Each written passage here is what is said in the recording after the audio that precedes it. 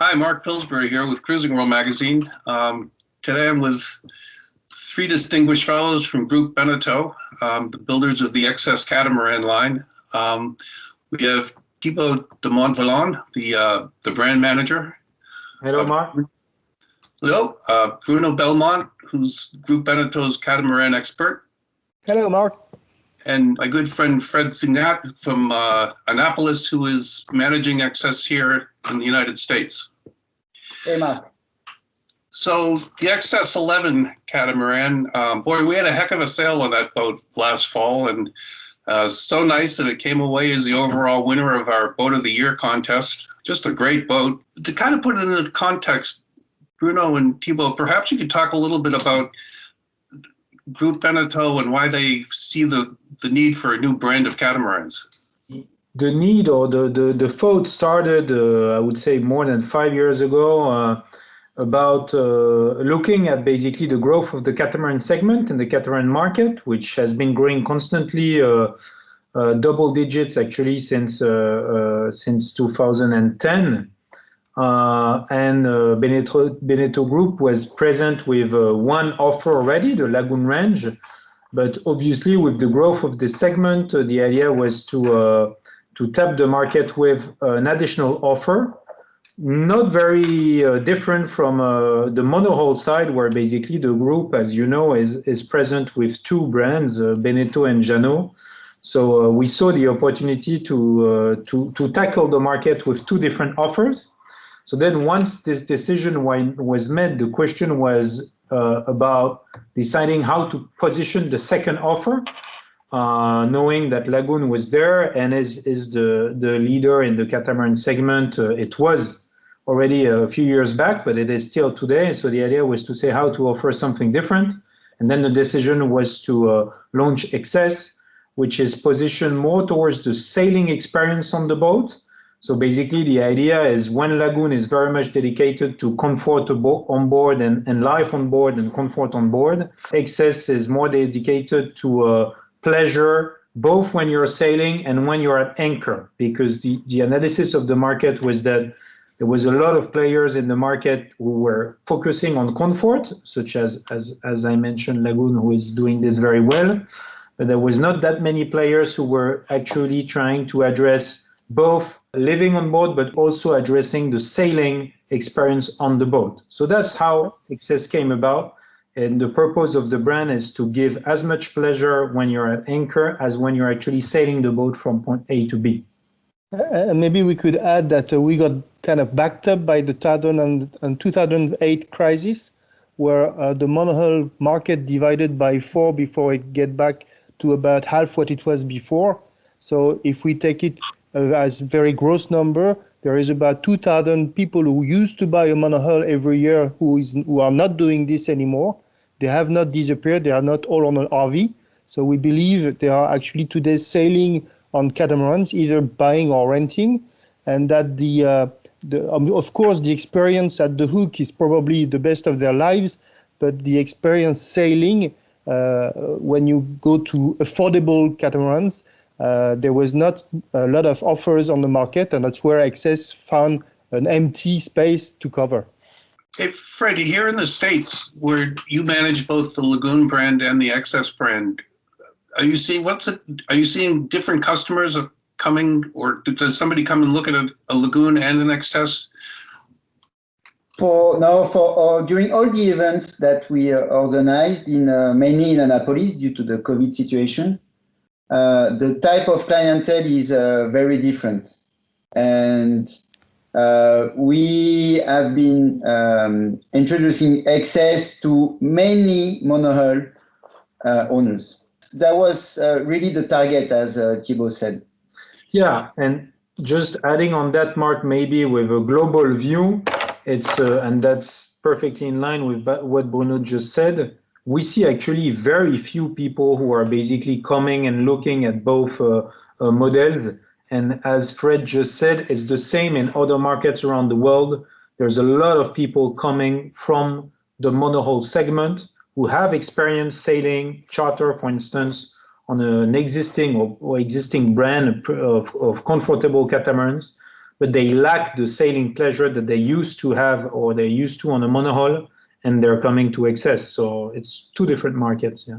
I thought it was interesting the day we were out sailing, and Fred, you were there. Your dealer in the Annapolis area, Mike Titchmeyer, said he really saw the person coming in and looking at, say, a Jeanneau 42 in the Excess 11. They're about the same size volume-wise. I thought that was very interesting. And when you take the two boats out sailing, well, I got to say that Excess is a lot of fun to sail. You really do. You feel like you're on a boat. The water's right there. The wind's right there. Let's talk about the Excess 11 in particular. What was the design brief? What were you looking to do with this particular model? What we could say is that it's the lucky boat, because we had already designed the 12 and the 15, and so we had kind of the first experience throughout the designs of the Excess, and so we pointed out the things that we thought we should improve. And one of the things that was very important for us was the sail area over displacement ratio that we wanted to improve even better. And to do that, you can either add some sail area, which is expensive and more difficult to use, or you can save weight, which is difficult to do, but is achievable if you are looking at the thing in a simple way. And this boat is the simple boat. It's a boat where everything we designed were what can be removed. We don't want to remove a bed or the size of a fridge or the size of a stove, but we want to make sure that if you can choose between 3 drawers and a simple locker with a shelf, let's go for the locker because it's 3 times lighter. Every kind of this design parameter of the boat was taken that way. That made a simple and easy to use boat. And actually, Bruno, something you often mention, and I think it's worth pointing out again, is this inspiration coming from the monohull segment, that when you look at an Excess 11, actually it's like taking a monohull, you cut it in half, and then you put basically a platform in between the 2 half hulls, and you've got an Excess 11. And that's very much this approach again, which is in line with the target we're addressing. And for the Excess 11, looking at simplicity, we decided to put the mast back on a structural bulkhead instead of in the middle of the coach roof. And to do that, we took the platform and we moved it aft, which makes the look of the boat much more sexy because the hulls are looking longer before the platform starts. And therefore, you have an exciting and more dynamic look. And you still have room up on the foredeck to relax when you're at anchor, and you got the trampolines, and you got plenty of space up there since the cabin's back a little bit, right? Yeah. The idea was no trade to comfort. It was just to make the same, but in a simpler way. Mm-hmm. I thought one of the nice touches when I visited the boat was down in the aft cabins, rather than putting a structure around the electric winches, there's just some fabric there, which is just a very simple, lightweight. We got some comments on that in the beginning because, of course, when you take it that radical, you got some people who are saying, "Oh, I would like something a little more cozy." But yeah, we decided to push it a little harder and see how it goes. And maybe sometimes we have to back out, and sometimes we have to continue. Talk a little bit about the use of space on the boat. The cockpit is really melds nicely between social area and sailing area. Just kind of walk us through the layout there. Well, for us, the most important is the sailing experience is, we all know that, but people spend more time at the hook than sailing. But if the time sailing is becoming a good experience, then you are more tempted to do another anchor on the next island. So sharing between the people who don't know how to sail and people who know to sail on the same area and volume for us was a very important point to make sure you are tempted to take the wheel when you're on an Excess because it's nearby and the guy who's steering is having fun. So you want to have fun with him. It's inviting. That's the idea. But once you reach the hook, well, the access to the sea is very easy because you remove the helmsman seat and you have a direct access. So the idea is really that the boat can change from one sailing platform to one anchored platform easily and quickly and simply. Yeah, I mean, those helm seats, they're really comfortable when you're sailing the boat. And then when you get away, they just fold up and out of the way and you can walk right down and jump in the water. It's pretty cool. That was the idea. Yeah. So talk a little bit about, there's a standard configuration, and then is it the pulse? Pulse line, yeah, correct. Yeah, the pulse line. Kind of explain the difference going on there. Well, I'll be very candid on that because the idea is to kill the engine with less wind. The pulse line is here to give you more power in light air, so that maybe when you have 5-6 knots of true wind and you have a code 0 and the pulse line rig, you will kill the engine and you will move at the speed of the wind and enjoy steering. And to do that, you need to have a taller mast and have a little more of everything. And that's the idea of pulse line. Plus a little more of sexy items like the carbon wheel and the hull decoration, stuff like that. But the whole idea is how soon can I kill my engine and sail silently? So that's a real good lead into sort of the head sail selections that are possible because of it's got the self-tacking jib. And then a screecher. Kind of talk a little bit about there and what happens is the wind builds when you get up, 20 knots or 25 knots, or if you were sailing with Fred, 40 knots.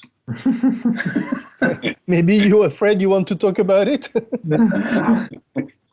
Obviously, you sail the boat as much as you can with, you call it a screecher, but is that the same thing as a code 0? It's a code 0, yes. Yeah. So you sail the boat as much as you can with the code 0, especially in light air. Really, you will be using the sail almost at every angle to the wind, unless you're really trying to get close to the wind. But that would be your preferred option in the bow. And to be honest, on a catamaran, you say you're a monohull sailor.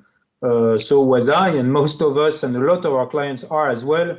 They tend to think that this sail, code 0 is a big, difficult sail to handle. And actually now, with the furlers and all this, it's super easy to use. So that's really going to be your main sail up to, your main head sail, to be clear, up to 15 knots probably of true wind, And obviously you can use asymmetric spinnaker also if you really want to go downwind. So you can play with a lot of different head sails. But in an ideal scenario, you have this code 0 for sure. And then if you want to add a sail, you have an asymmetric spinnaker to go downwind. And then as the wind builds up, then you'll start using above 15 knots of true wind. 15, correct me, Bruno, if I'm wrong, but that's... Well, it depends if you're upwind or downwind, but upwind you can get like 20 true apparent wind and still have the screecher or the code 0. Where downwind you'll be able to keep it up to 20 knots of true wind. So there you go. Bruno might be keeping the sail in stronger airs than I do, or heavier conditions. And then basically you furl and you pack it down, and then you are on your self-tacking jib, which allows you, again, you talked about handling a boat. When you've got 20 knots of true wind, then it means you will have gust at 25 knots. You're happy to have a sail that basically you can tack easily because she's self-tacking, and it keeps you and gives you a boat that is still very easy to handle, even if you're short-handed or you're just going out for a day. And so when you're buying the boat, the basic boat would come with obviously a square top main. Yes. And the self-tacking jib. Yes. Right. Yeah. So the code 0 is an add-on. Is an option. Yeah. You can either pick it up from the standard boat or go for the pulse line option, and then you will have a bigger code 0 or screecher. And the bowsprit for the asymmetric, is that standard equipment? No, it's also because it's a short one on the standard option. And if you do go again for the pulse line, then the pull is longer to also allow you for a larger downwind sail.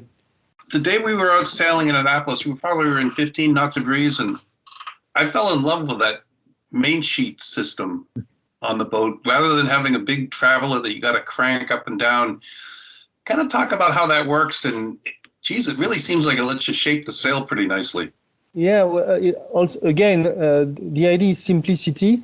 And because we didn't want to have the main sheet track on the top of the Bimini, because that would stop us from the optional opening coach roof, having a track on the crossbeam was not making a lot of sense because it was not going to allow you to correct your sail all the way along. So having two completely separated main sheets allow you upwind to put the same tension in both of them, so have the boom almost in the middle.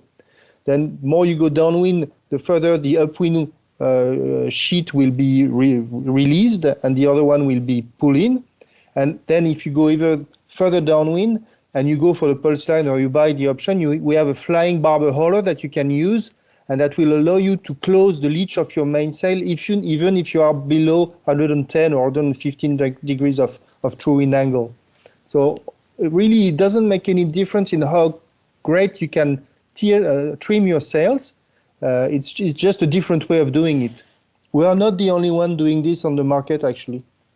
And just to add on that, one thing which I really discovered and enjoyed with that system is when you jibe, the fact that you actually control the sail from both angles, you can actually control and let your mainsail go from one tack to the next in a much smoother manner, because you've got a big mainsail, square top mainsail. Again, coming from a monohull, you look at this mainsail, it's pretty impressive, you know.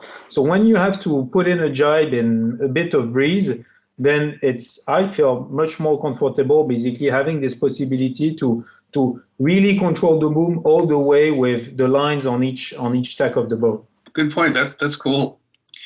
We said a little while ago that one of the reasons that the Boat of the Year judges really liked this boat was it had all of the features of a big catamaran that you know, in terms of layout and stuff. Can you kind of walk us through the interior and the options there in terms of layouts? Yeah, sure. You have, in terms of layouts, you have two different versions or layouts available. You have one layout which we call the owner version, which is basically one cabin on starboard side with the forward part of the hull, which is fully dedicated for bathroom, with a large bathroom with a separate shower. In that version, the owner version, you have two cabins on the port side hull who are sharing one bathroom in the middle of the hull. And then you've got another layout which is a 4-cabin layout. And so in which case you have the two hulls that are symmetrical, each one with one cabin aft, one cabin at the bow, and one bathroom in the middle, in the midship of the boat. So these are the two different versions, either owner or, so you have what we call 3-cabin, 2 heads, or 4 cabins, 2 heads. And then you have the possibility for people, for instance, who sail with teenagers or want to charter their boats to add some bunk cabins in the 4 peaks, so which you would access from the hatches, from the deck, and then you can have a skipper cabin or these 4 peak cabins basically with a bed and a light and a ladder to come in on each side. So potentially you could have 6 different positions or beds basically. And how about if somebody really wants air conditioning or really wants a genset, is that possible, or is there just no room for the equipment? I will say that aftermarket, yes, it's possible. We are working with some in Les Sables d'Olonne with some companies who work on the boat commissioning, and they are able to install air conditioning, genset, and also in the US or whatever you take delivery of the boat, you will be able to, thanks to your dealer, to install air conditioning adapted at the use of the boat. But there's no plan for it to become a factory option. I'll explain why. Because when we install it, because we have to think about the after sale maybe more consciously than anybody else. We want to make sure there is enough room around the genset to work around it. We must make sure there is enough room for all the AC pipes to go everywhere.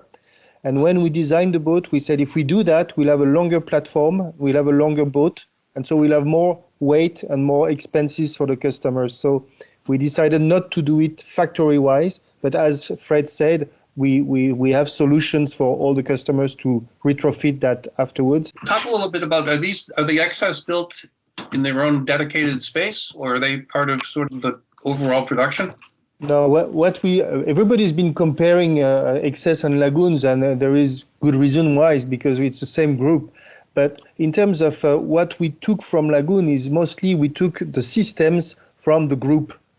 Veneto, Jeannot, Lagoon, and Excess have the same way of designing their piping, their wiring, their their plumbing, everything is done the same way, and so is done that way because then we can use any assembly line that makes sense to build the boats next to each other. So actually in the same building you can build a Sun Odyssey, a Lagoon, an Excess, and an Oceanis. It's possible because it's the same principle of building in every matters.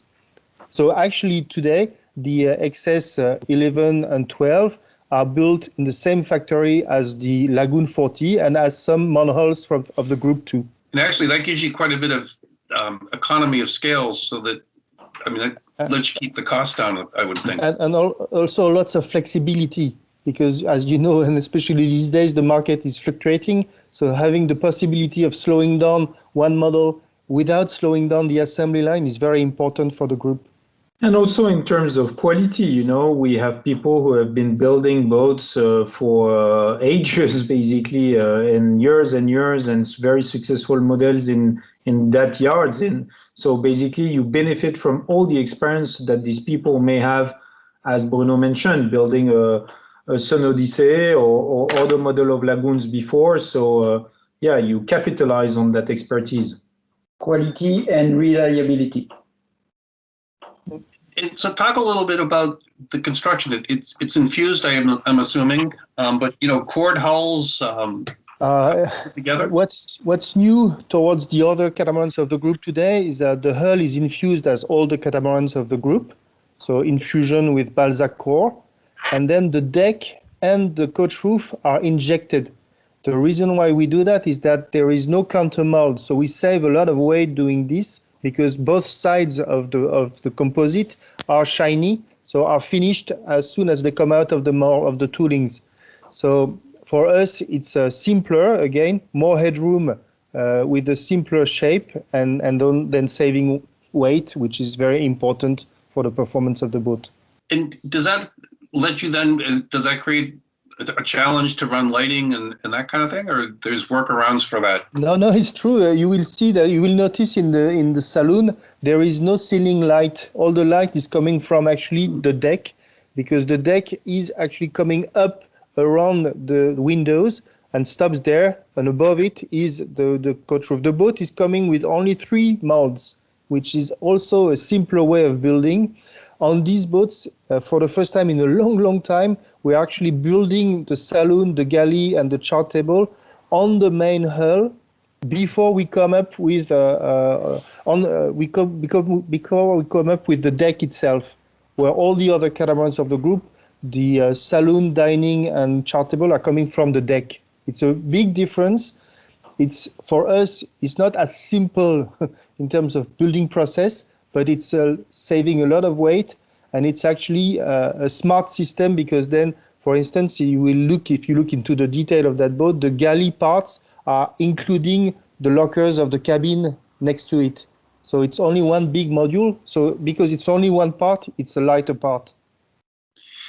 You know, Also, just to add, in terms of having injected parts, you know, talking about the roof, for instance, in the saloon, then you save having the liner, which in terms of maintenance and aging of the boat, you know, I mean, it's pretty easy. You go with a sponge if you've got, and I mean, in terms of maintenance, I also see that as an advantage, because don't have to worry about your liner aging or falling apart or stains or whatever. Make it simple. So sitting at the helm, either helm, the visibility on this boat is tremendous. You can see through. There's so much glass in the cabin around the saloon. The visibility is really good, but that must be a real engineering challenge to have that much glass in that little fiberglass structure. On the 11, it was possible because the mast being on the deck itself instead of on the coach roof, all the controls are actually running on the deck. They don't come from the coach roof. So there is no stress given to the coach roof. All what it has to support is itself. And the second thing which makes you see through so well is that the windows have no tint. It's a clear window, and that also leaves your eyes go through it without any obstruction. Just to kind of veer off topic a little bit here, last year we sailed the Excess 12, and that won a Boat of the Year award as well. We got aboard the 15 this year, which was a really fun big, comfortable boat. What else is coming in the range, and when might we expect to see it? Well, what we can say is that there is a big gap between the 12 and the 15.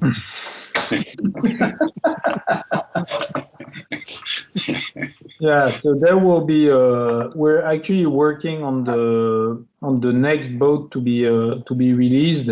It's not going to be just now. We can't really tell you much more than that. I mean, there won't be a presentation of a new boat in the next 6 months, but it's pretty much it's well advanced in the pipeline. And what we could say today is that the 11 took what we learned from the 12 and the 15, and that new boat will take all what we learned on the 11 too.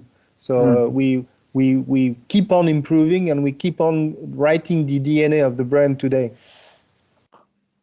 Yeah, I tell you, the crew at Cruising World will be anxious to take the new boat out for a spin. It's the ones we've been on so far really has been spectacular. Any last thoughts on the Excess 11? Well, I mean, last thoughts, no, but I can share some information with you on latest information. We have a number of boats that are going out on charter. So for anyone who wants to try an Excess 11, there will be possibility to charter the boat, whether in the US, there will be one in a sail-time fleet. Fred, correct me if I'm wrong, Yeah. in Annapolis. In Annapolis. In a couple of months. In the South Pacific, we have our dealer there who is offering a long-term charter. So you can charter an Excess 11 for 2-3 months, basically, to go around French Polynesia if you want to take a break. So that would be amazing. Then in Europe, obviously, there's many places where you can charter the boat. And another initiative, which is not specific to the Excess 11, but which is important, especially discussing about our next model, which will be coming.